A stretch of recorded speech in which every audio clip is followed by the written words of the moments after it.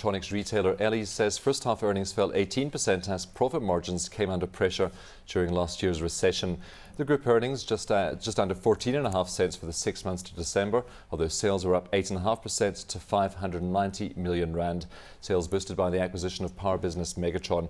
With more on last year's performance and prospects for 2010, I'm joined by Ellies CEO Wayne Samson. Wayne, thanks very much for coming in. Wayne, a tough year last year for most companies. How did you find it? Last year was a very interesting year. We're 31 years old, so it wasn't something new to us. And that's why you saw a bit of a pressure on the margins, but we showed increase in our market share. You know, in every downturn we see opportunity. And so we fought the fight, and we went down, made sure we didn't lose any market share, and in fact increased our market share. And we spent a lot of 2009 planning for 2010, 2011, kind of securing our future and our future growth. How did you gain that market share? Was it through organic growth? Organic growth, yes. There are no acquisitions in it. It was just getting more aggressive in sales, getting more in touch with our customer base and looking for opportunities in the market. What opportunities did you find there? You know, in opportunities in tight times, service levels tend to drop in that, and we made a concerted effort to actually up our game, make sure our service levels were very good, and stay more in touch with the customer and be more flexible to their needs. Talk to us about the margin squeeze, just higher costs really for the period. Sorry, I didn't. The margin squeeze, you said they came under pressure. Was it just really due to higher costs during that period? Yeah, you know, in the hard times you get a lot of oppositions, etc., coming in with lower prices just to keep their market shares. And it's a matter of going in there and making sure that you don't lose any market share and securing your future. Of course, you're almost halfway through the second half of the financial year. Are you seeing signs of improvements in the markets at this stage? Yeah, I think we're still waiting to see what the results of the Christmas sales were, but I think they'll be pretty positive. Give us a clue. I think they'll be pretty positive. You know, we always wait until the end of January to see how good December was. But I think people are becoming more positive. And I know the 2010 Soccer World Cup's been a cliche, but I think people's minds are becoming more positive towards the event. And with that, so I believe they'll start relaxing, spending a little bit more on consumer product. And do you think they'd all like to have set-top boxes and DSTV installed in their house ahead of the 2010 World Cup? Most definitely. You know, as we see on the ticket sales, even if the tickets were fully sold out, the vast majority of the public cannot go to the stadiums, and the only way they're going to be viewing it is via their televisions, and that's where Ellies and LSAT comes into it. And of course, we're also seeing that switch over to digital broadcasting. I'm sure people would like to have the top state-of-the-art TV and receivers and things for that. I saw an interview this morning as well. It's doubtful that the digital set-top boxes will be out in time, but it will still be going ahead this year.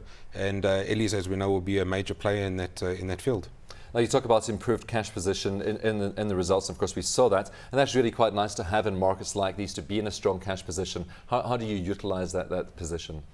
Well, we took a lot of flack in our last results about our cash position. We came good by 30 million.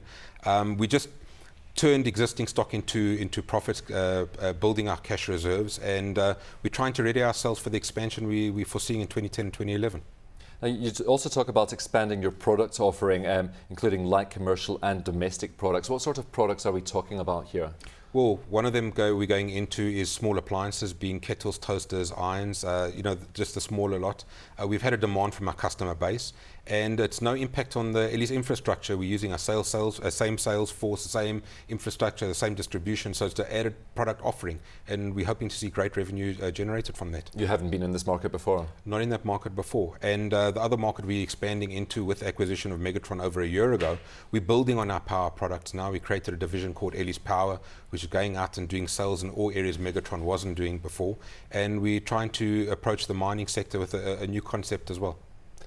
Just with those kettles and toasters and the domestic products, I mean, do you see a gap in the market? Do you think that Ellies is a brand that people would migrate towards if they did see an Ellies kettle or toaster? On a bit of research we've done, we found, and it shouldn't be to our amazement, but it was to our amazement, that the Ellies name is a very strong name in the market. It stands for quality and stands for service. As I say, we've been around a long time, and we believe that our products will be well received. And just going on our service levels and our stocking, we believe that the retailers would like keeping our product.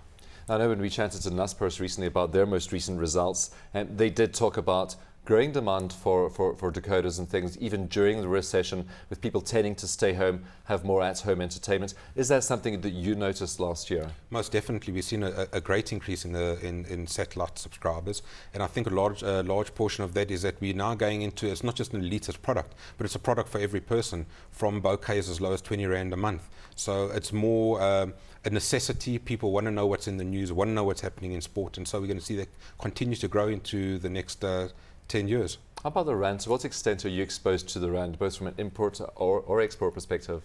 We are exposed, but we covered in that a lot of the product that we do manufacture, if the Rand becomes too strong, we slow down on our manufacture and increase in our imports, and so we play one off against the other, and kind of absorb the lag effect on the Rand on our products. And as soon as the Rand gets to around about 8, we stop beefing up our manufacturer again. You mentioned in the results you've not declared an interim dividend. You are going to review that at year end. Is your policy going to be to bring a dividend for shareholders? We'd really like to bring a dividend. Obviously we had to get our cash flow right, and that now has started coming right, and it's looking pretty positive for year-end's decision. So there could be good news for shareholders.